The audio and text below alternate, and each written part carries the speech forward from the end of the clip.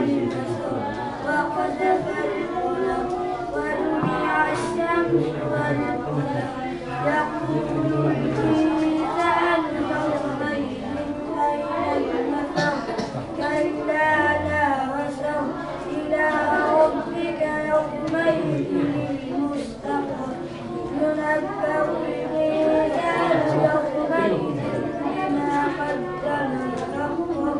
بل الإنسان على نفسه بصيرا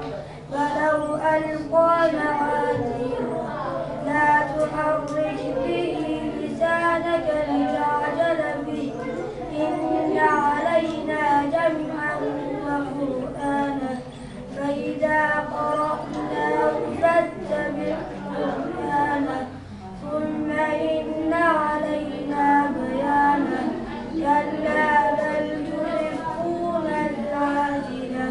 وتذرون الآخرة وجوه يومئذ ناظرة إلى ربها ناظرة ووجوه يومئذ باسرة تظن أن يفعل بها فاقرة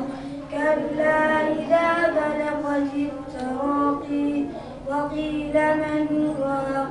وظن أنه الفراق والتفت الساق بالساق إلى ربك يومئذ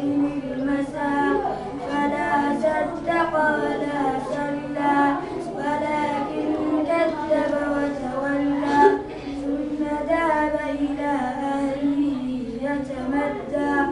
أولى لك فأولى ثم أولى لك فأولى أيحسب الإنسان أن يترك سدى ألم يكن نطفة من مني يمنى ثم كان علقة فخلق فسوى فجعل منه الزوجين الذكر والأنثى أليس ذلك بقادر على أن يحيي الموتى؟ جزاك الله خير.